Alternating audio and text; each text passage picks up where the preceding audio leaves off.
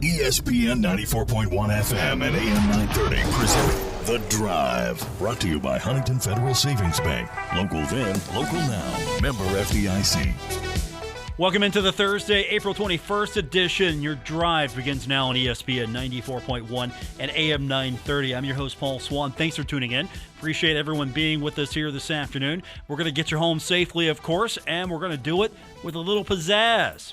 Our phone lines this hour, 877-420-TALK. That's 877-420-8255. Our phone lines, of course, brought to you by White Claw Hard Seltzer. It is made pure. And, of course, our text line is going to be open for you as well. 304-396-TALK. That's 304-396-8255. We got Pirates baseball coming up later on this evening. We're going to hear from Greg Brown in just a moment to kind of give us a preview of what we can expect. The Pirates are taking on the Cubbies, so looking forward to that. That's coming up tonight. Got a lot of NBA to get into as well. We'll try to make time for that as we've got NBA action coming up as well for our sister station, Cat Sports 93.3 and 1340. So got some stuff to get into. Things are heating up, but obviously the big thing is, of course, the spring game is coming up on Saturday. We're going to hear from Marshall coach Charles Huff, give you an update on some of the things that he's seeing as practice is about wrapping up. They're not going to go full pads on Friday. There's not going to be really a full pad day. And then on Saturday, Coach talked about it's going to be more of a vanilla practice, a vanilla scrimmage. And, of course, they're really talking about some of the things that are going to be happening. You got the Jones Zone. That's going to be a fun experience. So they're telling everyone that, opportunity for you to come out and really just practice tailgating. So we'll hear from Coach Huff a little bit later on with that. And, of course, today is the final day for our intern, Mr. Ryan Sirk. Ryan, of course, a student-athlete from Marshall University in the broadcast program. He was part of the 2020 national championship team that brought home the trophy and won Marshall its first ever national championship in soccer. So after he wraps up finals next week, he is going to be going back home, hopefully finding his way, starting back in your home base of Arizona, and then working your way, hopefully, to bigger and better things as your dream. You still want to call soccer, though, but that's not going to be ultimately, maybe, you're not going to start out there, maybe. You'll do baseball if that is the job opening there. But you're ultimately, you want to find a position where you can call soccer because you feel that, that's your calling. You played soccer. Yeah, I mean, it kind of makes sense, right? But I'm not picky. I love sports of all kinds, and I wouldn't mind being the Paul Swann in Arizona either. Is there how's that work as far as, I know Arizona's got huge clusters of population centers and then pretty spread out. How's local radio work that way? I mean, is it, you have radio stations across the landscape there? I don't know too much about Arizona radio. So where I live, it's right in the middle of Phoenix and Tucson, so it's like an hour from each one of those. So we don't have a radio station there, but we get our signals from both Phoenix and Tucson. So there's not a lot of radio stations necessarily. It's just all in one area. Okay. What do they talk about? Phoenix Suns, obviously, right? I'm probably the Suns are number 2, maybe number 3. I know the Coyotes are probably low on the list. What's the big thing in Phoenix? What really gets the most attention sports-wise? Football? It depends on who's winning, I guess. Is that what it is? The Suns have been winning a lot recently. They've been getting most of the coverage. I know the Cardinals were getting some coverage when they made the playoffs, and the Coyotes and the Diamondbacks aren't getting any coverage because they aren't very good. Okay, and what's soccer look like in Arizona? There's the Phoenix Rising, owned by Didier Drogba. You probably don't know who he is, but he's a legend when it comes to soccer, and he's trying to get that team into the MLS, and that's the highest soccer team in Arizona. They play in the USL Championship. Okay, isn't there enough teams already in MLS? I mean, isn't there too many now? We have more than probably should be. We have 32 teams in the NHL. Yeah, how many teams now in MLS? What, 32, 33? What are we at? I think we're at 28 right now. It just feels like there's a lot more. But in terms of soccer, 28's a lot. To give you some reference, the biggest league that has teams, you could say, is 20. And that's the Premier League, has 20. All around in Europe, it's mostly 20. The highest I've seen in Europe is 24, and we are already past that. Okay. And there's no relegation, so the system is different here. Yeah, it's more the Western model. It's more the football, baseball, hockey model. And, of course, with the hockey expanding to 32, there are some saying that maybe the playoff format needs to look a little bit more like what the NBA is doing because we got to get more teams in. Soccer not necessarily wanting to get more teams in its playoff. That's why there's relegation. And there's really not – some leagues don't even have playoffs, right? That's not the format for the majority of these leagues. Some do, but not all. Yeah, it's pretty much whoever wins the league is the winner. There's no playoff like we do with the MLS because I think NYCFC was like the 4th place team in the East when they won it last season, and it gave an opportunity for someone else to win it instead of the New England Revolution, who won the regular season and went on to the playoffs. So that explains a lot to me why Chris Grassi puts a lot into that regular season. He feels that matters more than the conference tournament. But, of course, that's not the structure here. So do you find that's difficult for attracting players, talent? Because it's the same sport, but it's really more westernized when you try to bring in recruits from overseas. Yeah, because people overseas have been brought up in a different kind of soccer. They believe it should be this way because all around them, soccer has been played that way. They don't even call it soccer, right? They call it football. So they don't even like that. But I think it's a good thing to have this amount of teams because, first of all, the United States is a lot bigger than the European countries. So you're going to have to travel a lot more around the United States. So having more teams can create less travel because you don't have to go as far for some games. Brian Sirk, he's going to be with us for at least another 45 minutes or so, and then any tasks that we assign after the show is over to wrap up. Of course, you can follow him on Twitter. Are you doing Twitter? You're still just doing Insta, right? Instagram. So Instagram, TikTok, just Instagram. You're the least social media connected kid that I've ever met. Just Instagram. I'll take that then. Okay. I'm not well, they call us Zoomers, I guess, now because of the Zoom frenzy we had, but you like to call us what, Gen Z? Gen Z, I think. Isn't that the correct term, Gen Z? Whatever the case may be. Ryan Sirk, he's looking forward to continuing his career after Marshall. And of course, you get to put on your resume a 2020 College Cup champion, which I'm sure that's going to mean a lot to people who are in the soccer world, especially in the United States, to see that on your resume. I would lead with that. That'd be on top. That would be like on the header of my resume. No, the most important thing on my resume is interning for Paul Swann. Number 2, national championship, then this internship. I appreciate the kind words, but I would think the national championship is slightly more meaningful for where you're going. Slightly more meaningful. Just a little bit more. Working with Chris Grassi, number 3, though, right? Chris is a solid 3. He's lower than me. I'm lower than the national championship, but I'm higher than Chris Grassi. Is that fair?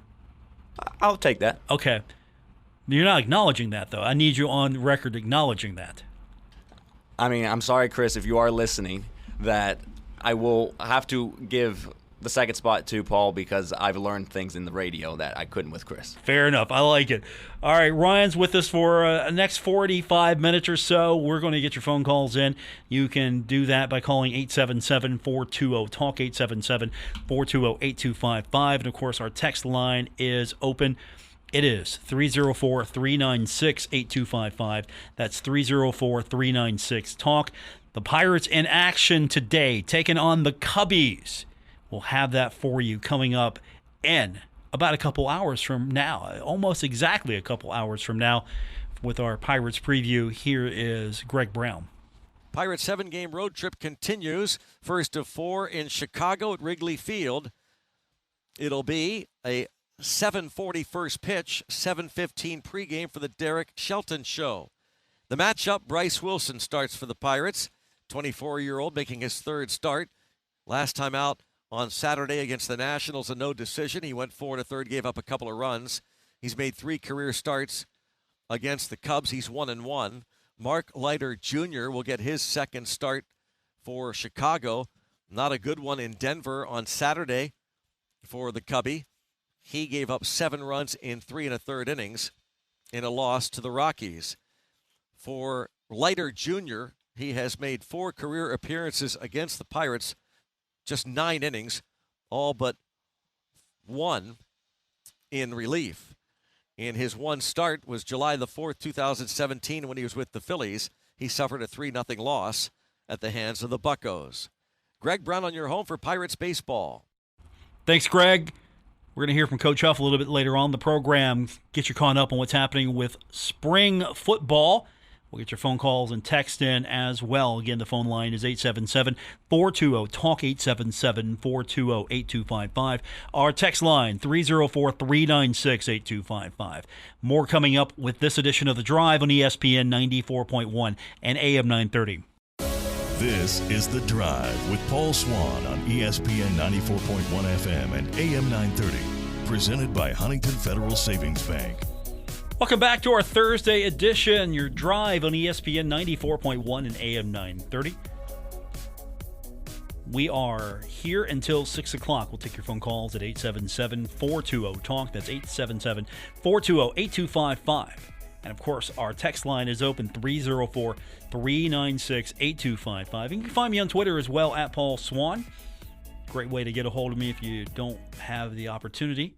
And, of course, we are here until 6 o'clock, taking your phone calls, doing it live here. So, a lot of things happening over the last couple of days for the Thundering Herd. You know, softball did its thing, and just you look at the score and go, wow, crushed them. And, and the Herd had to have a big inning to do that yesterday. So softball's back in action on the road, taking on Western Kentucky. That's going to be huge. That's going to really set the stage for what happens in the East. So that's going to be Friday, Saturday, and Sunday at Western Kentucky. And then, of course, baseball's in action, taking on Western Kentucky as well. So a weekend series. That saves on the travel budget. Just get one gigantic big bus. Okay, maybe 2 or 3. It's like a flotilla, a fleet of Herd heading to Bowling Green to take on Western Kentucky. Not going to miss those. Not going to miss those days, are you? If you're a student athlete, I'm sure it's great to play Western Kentucky, but that trek to Bowling Green. How was that trip, the Bowling Green? I can't speak from experience, the student athlete experience. How was that trip to Bowling Green? So actually, we never went there. They don't have a soccer team. It was a great trip. But that was the a worst question. trip that I've had is to Old Dominion. It's an 8-hour bus ride, and there's just nothing.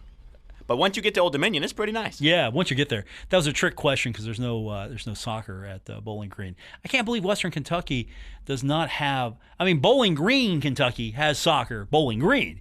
But Western Kentucky in Bowling Green does not have soccer. They should. Conference USA is going to need some new teams in the league, whatever that's going to look like here.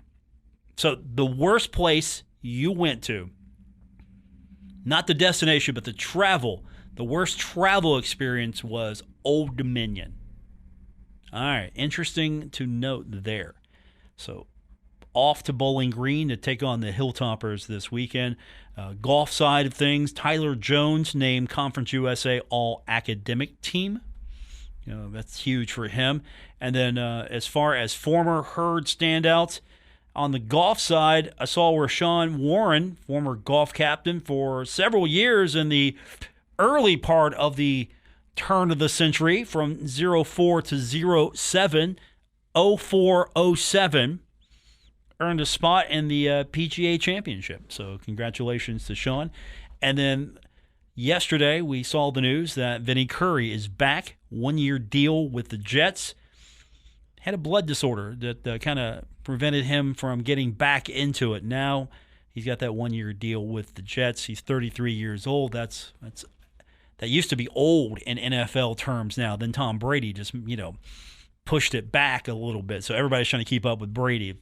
So Vinny's back playing football. That's going to be fun. Watch Vinny out there. It's hard to imagine Vinny's now 33. It's just hard to imagine that just yesterday, Vinny Curry was this young man for the Thundering Herd, and now he's 33. Old man in the NFL. That's just hard to imagine. That makes me feel old.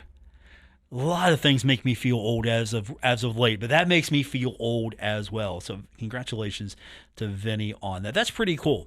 And of course, I haven't been keeping up as much with former Herd soccer players, but I do know from my social media feed that I follow the boss. The boss tweets this stuff out. Apparently, Marshall soccer players in post-Herd careers are doing well. That's your cue, Ryan, to help me out here. Come on, it's your final day. Don't you understand? That's your cue. I'm setting you up. So the former mayor of Huntington, that was his nickname, Pedro Dolabella, he had a pretty interesting game last time out. His team won on penalty kick, so that's good. But he had a goal, an assist, and a red card. So it was a very eventful game for Pedro. Wait a minute. He had a Gordie Howe hat trick? Well, there wasn't a fight, was there? Not that I know of. Okay, you know what a Gordie Howe hat trick is, right? No. Goal, an assist, and a fight. I mean, in soccer terms, then I guess it's the Dolabella hat trick. It's a Dolabella hat trick. What did he do to get the red card? I didn't watch the game, but from what I've heard is that it was just a tackle, bad tackle. Don't touch. Just can't touch. So other player was soft. Flopping. I mean, I know soccer players are notorious for flopping, so that's what it was. Okay, yeah, it's a goal, an assist, and a fight. That's a Gordie Howe hat trick. I'm going to ask the question. I'm going out on a limb here. Do you know who Gordie Howe is? Since you are a hockey guy, yes, I presume he's a hockey player. You presume, okay. His name was Mr. Hockey. It's not Wayne Gretzky, obviously. No, this is Wayne Gretzky's idol. This is the guy Wayne Gretzky idolized as a kid. This is Wayne Gretzky's hero, Gordie Howe. So is he? He's really good. Yes, he was really good. He was Mr. Hockey before these young kids came up today. So he was everything. He's the guy whose record Wayne broke. Most goals, and this is Mr. Hockey here. This is the guy that Wayne Gretzky said was the best player. This is what, and he had a decades career. He played in several decades of hockey. So he passed away a few years ago, but he's a Detroit Red Wing. So now Gordie Howe, and he was the icon of it. He's probably I don't know if he's the LeBron James of the time or the Michael Jordan of the time. He was the name. He was the hockey name of the time. And of course, he's a tough guy too. He could fight. That's a Gordie Howe. Gordie Howe night is a goal, an assist, and a fight. You learn something new every day. Yeah. So there you go. So Pedro is a goal, assist, and a red card. That's a Dolabella hat trick. Should tell him that. He'll kind of want to see what his response will be. Like, hey, so the Pedro, the mayor's hat trick is a goal, an assist, and a red card. Yeah, I like it. Okay. It kind of flows off the tongue, the Pedro Dolabella hat trick. The Pedro Dolabella hat trick. So that's now you're caught up. Next week I won't have any, unless you're texting me, I won't have any idea until days later what happens with all these guys. You'll have to, I guess I'm gonna get like weekly texts. Okay, Paul, here's what the Herd and the pros did today on the pitch. That's what I'm gonna get from you. Yeah, I mean, I'm always willing to help because I know you're gonna be helping me. Charles Huff when we continue. It's The Drive. ESPN 94.1 at AM 930.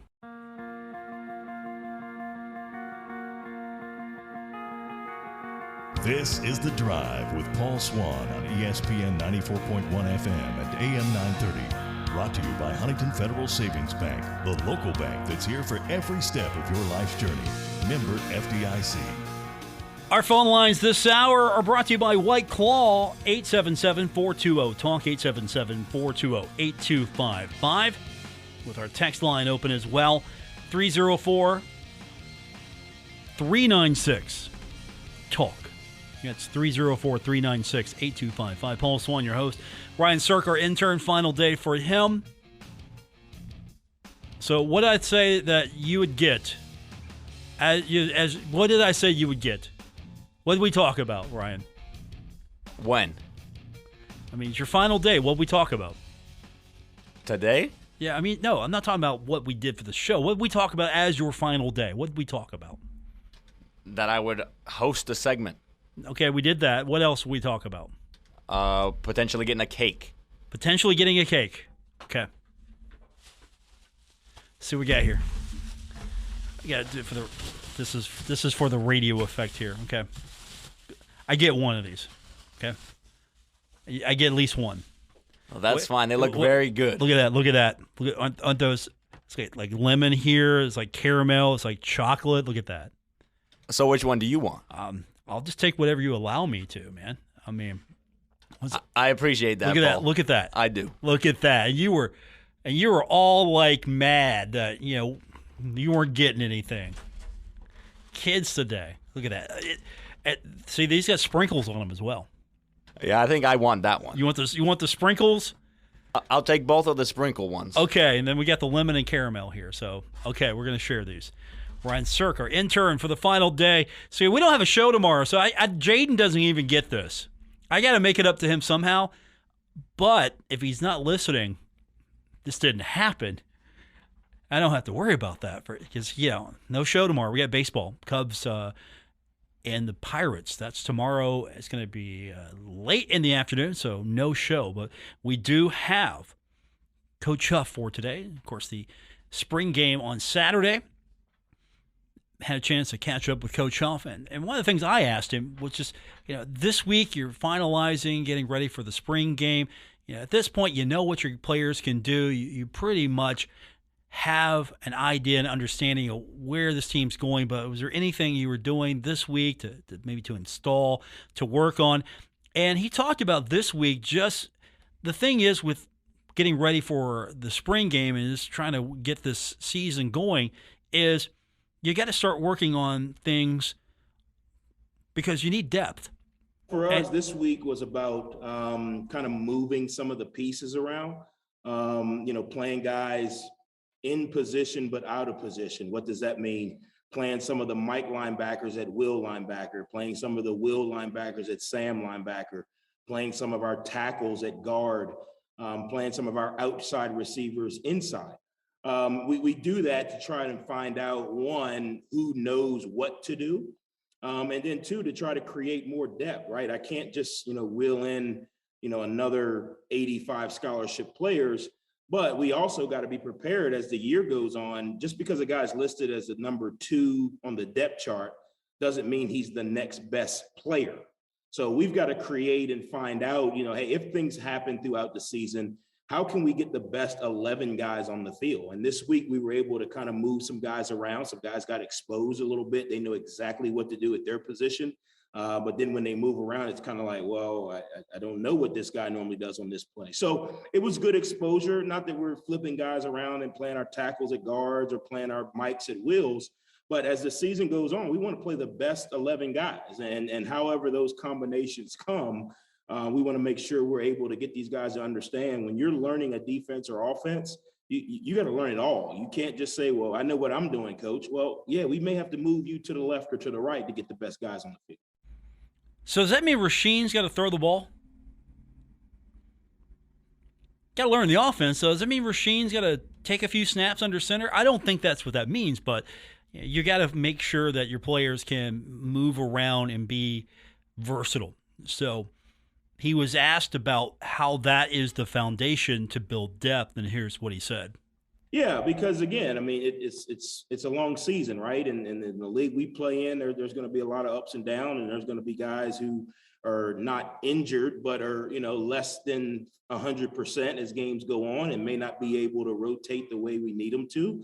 And what we've got to find out, how can we get the best 11 football players on the field, not just hey, who's the second Mike linebacker, or who's the next, left guard. We got to figure out, hey, who are the best guys? How can we use them? How can we move the pieces around to create that?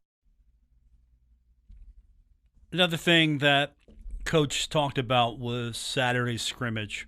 Now, he's talked about how Monday through Friday, it's basically studying for the test, and then on Saturday, it's more like the exam. So here's the exam from Saturday. How did Coach grade it? There were some things he actually liked from what he saw on film once he had a chance to go back and look at it.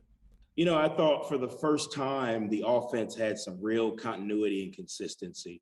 I thought from a quarterback position, Cam and Pete did a really good job of operating and managing, the offense. I thought they made good decisions. I thought efficiency-wise, I think, Pete might have been 100% on the day. Now, I know you guys are going to write that he's, the Danny O'Brien Award watch list, but that's not what I'm saying. He probably only had 6 passes. But just watching him operate, he's got a lot more comfortable.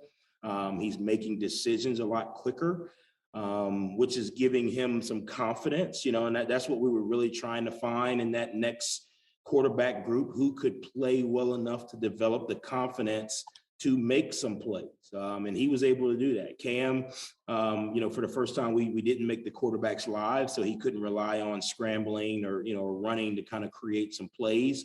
So he really had to dial in and hone in on the fundamentals and where are guys coming from and what checks do I need to put the group in. And he did a really good job of that. So, and defense obviously, made some plays, but for the first time, it felt like our offense had some flow, if that makes sense. That is Coach Huff. Okay, so none of us are going to make anyone be out to be the best quarterback ever. We're not going to do that. Not going to do any of that. So we're not going to do it. Cam's not Danny O'Brien. I laughed when he said that. I knew what he meant, but he said Danny O'Brien, and I'm like, wait a minute. Do you mean Davey O'Brien? I didn't call him out on that. I was trying to not laugh yesterday when Coach said, "Oh, yeah, don't make him to be out Danny O'Brien." I'm like, Danny, who's Danny O'Brien? Did you not catch that? I caught that yesterday. Did you not catch that? Oh, I heard that. Okay. But I was just like, okay, he knows more about football than I do. Yeah, he does. He knows more about football than both of us. But it was so hard not to just laugh yesterday. So, today it's another story. It's a day away from it, and I'm not looking at him in Zoom right now. But, when he said Danny so close, but yet so far away. Yeah, we knew who he's talking about. So we're not going to make Cam to be out, be the next Davey O'Brien just yet. Or Danny O'Brien, for that matter. So, special teams was a question that came up as well. We haven't talked too much about what the special team units are looking like, so Coach kind of gave us an update on what we'd expect from that unit, or at least what he's seen so far.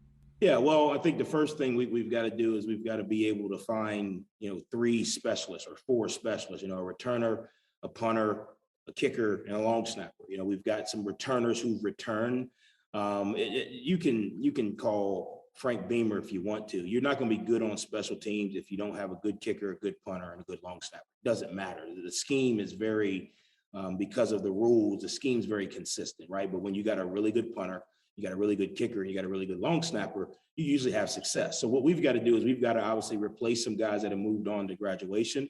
We've got some guys in the program that have had good springs. McConnell has had some success. Obviously, with us being inside, his punting is limited. Meisler has had some success kicking the ball, and KB's had some success doing some kickoff. So obviously what we're trying to do at that position is we don't need a starter defined right now. What we've got to do as coaches, because we just haven't seen these guys in live action, is we got to find out what can they do. Then moving into the summer, we can put them in the right position. Is he a roll punter? Is he a rugby guy? Can he punt right? Can he punt left? What's the kicker's range? Is it 25, 35? Kickoff wise, is he a left guy? Is he better going right to left? So once we find out what they can do, and obviously last year, we had some stability at those positions, then we can kind of mold the scheme around them, if it makes sense. Coach Huff, talking about special teams, a couple other things we're going to get into with you. First of all, offensive line. If you don't have a good offensive line, I don't care how good your quarterback is. Ask the Cincinnati Bengals how that rolled the first season. Second season, the offensive line got better, and the Bengals were able to keep their quarterback a little bit better protected. Can't wait to see what the Bengals look like with a really good offensive line. Same thing with the Herd. If your offensive line's not able to work together, your offensive line's not able to keep your quarterback safe, your offensive line's not able to, make the adjustments and penetrate the defense, everything that an offensive line does, well, it doesn't care how good your quarterback is. So Coach Huff talked a little bit more about that offensive line, what he's seen. Yeah, I think, obviously they're going against some extremely, violent and explosive guys.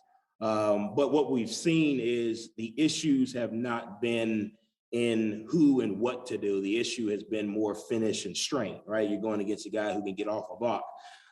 When we are able to cover guys up and finish, we're in a good position. I think our tackles, Sartor and Driscoll have done a good job.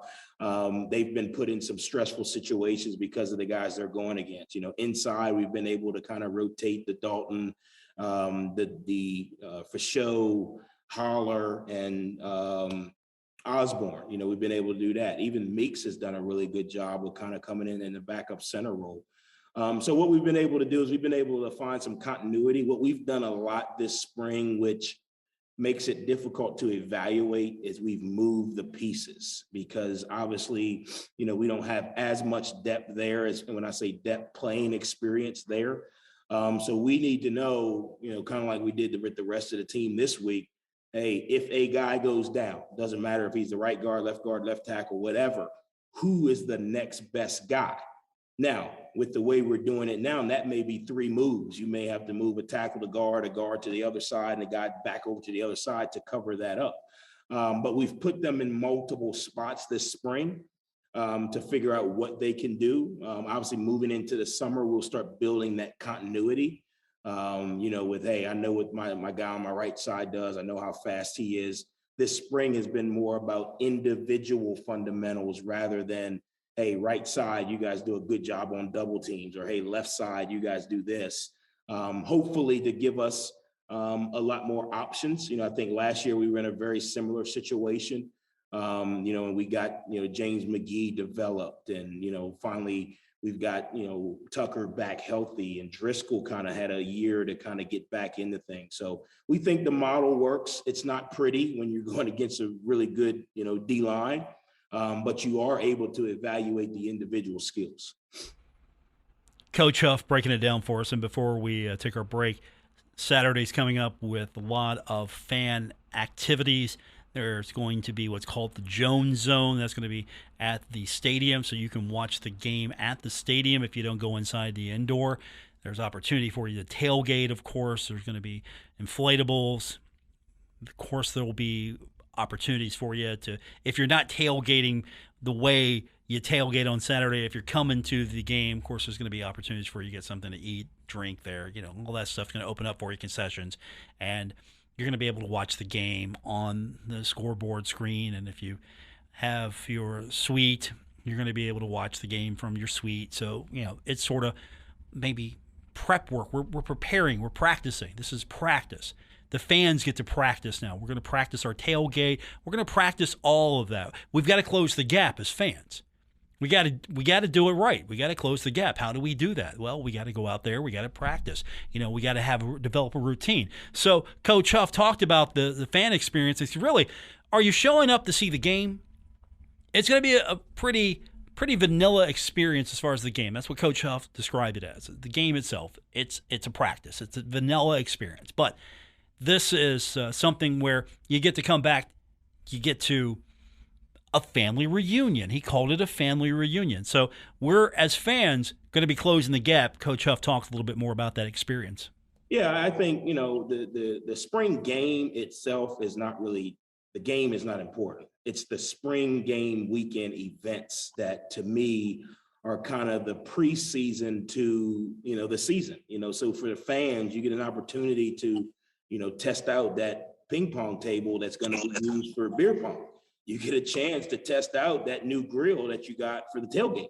And that's really what it is. So we've created some events and environments to where our fans can kind of get back in the flow of seeing each other, in the West Lot, spending some time in the zone, letting the kids kind of run around.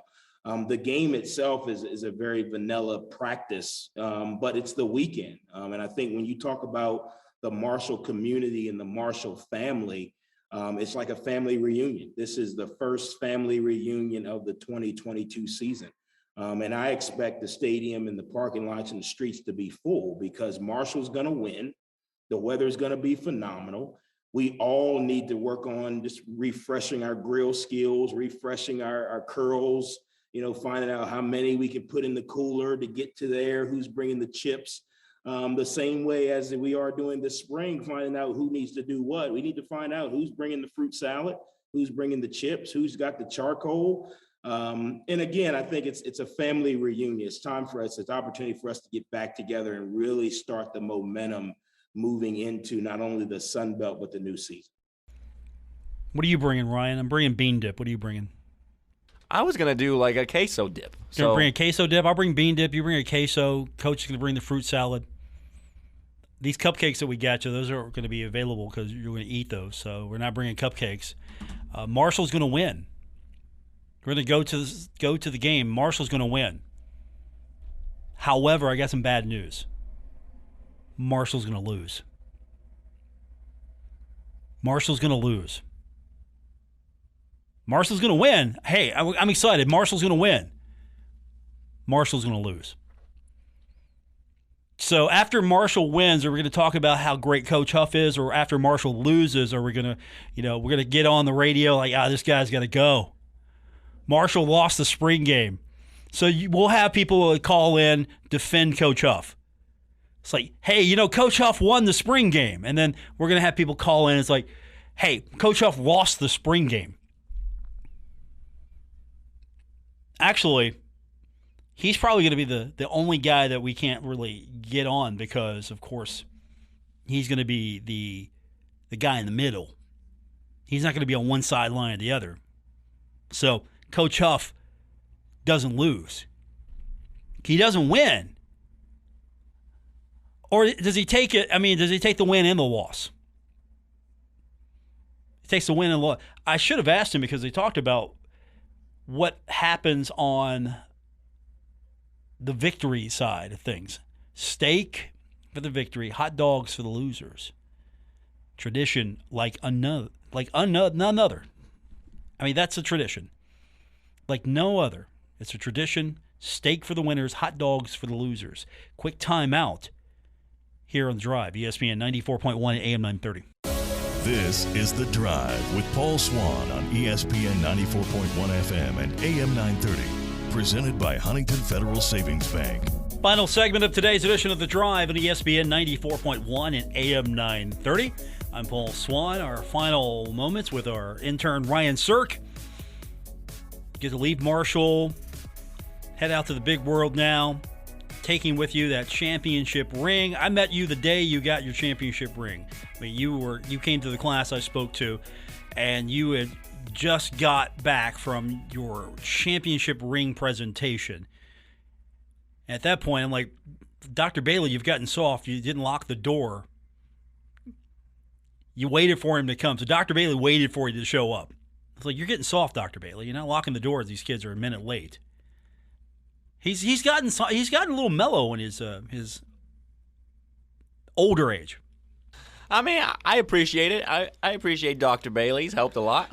So I'll take it. Yeah, did he get even you if it's the mellow version of her? Did he get you cupcakes though? Did he get you cupcakes? No. Okay. He's got a couple of days to work on that. All right.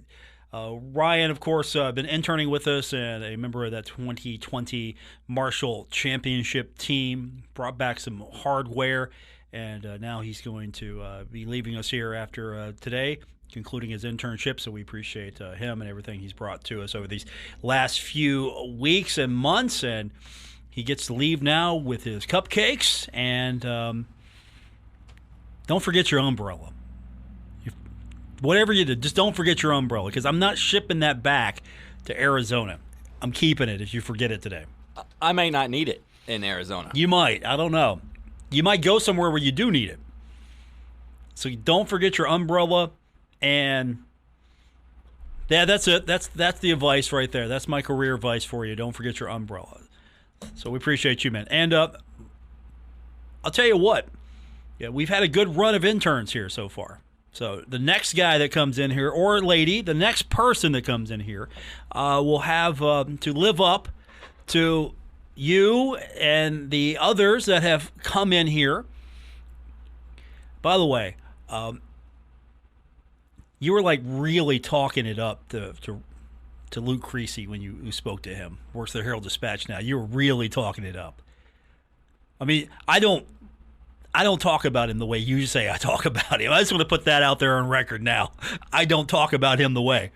I just point him out as somebody you can look to who did well for me here and didn't get any intern credit whatsoever for it because he forgot his paperwork. So that's my other piece of advice. Get your paperwork turned in. I mean, I'm getting close to not turning it all in. I got to turn it in by Monday. Yeah, turn all your paperwork in. You'll end up like Luke Creasy with a really good job at the Herald Dispatch. So that's the career advice I can give you. All right, for Ryan Sirk, we appreciate him. Chris Grassi did a good job on him. We appreciate his coaching when he came in to give us what we had here. I'm Paul Swann. Thanks for joining us. We got baseball action coming up tomorrow here on ESPN 94.1 and AM 930. So no show. We got the Cubbies and the Pirates coming up tonight, 7:15. So stay tuned for that. Then I'll talk to you on Monday. Have a great weekend, everyone.